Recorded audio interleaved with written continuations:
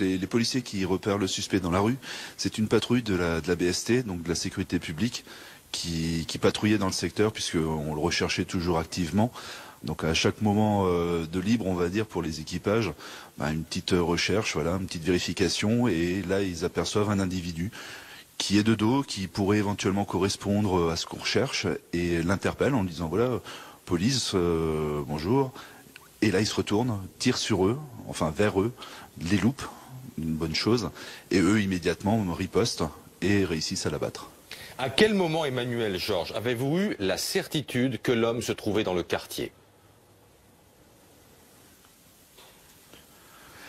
La certitude, on l'a jamais, mais tout laissait penser qu'effectivement il était toujours dans le quartier.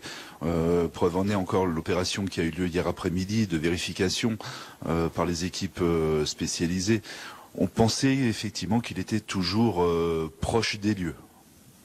Un renseignement, est-ce un renseignement, est-ce le témoignage d'une femme qui dans l'après-midi a permis de resserrer le dispositif dans cette zone? Donc effectivement, on avait plusieurs témoignages qui indiquaient qu'un individu ressemblant à celui qu'on recherchait se trouvait toujours dans le quartier. Bien sûr, on accentuait les recherches dans le quartier du Neudorf. Et voilà, donc hier soir, effectivement, l'équipage BST lui tombe dessus, nez à nez, par hasard, il n'était pas préparé à lui tomber dessus.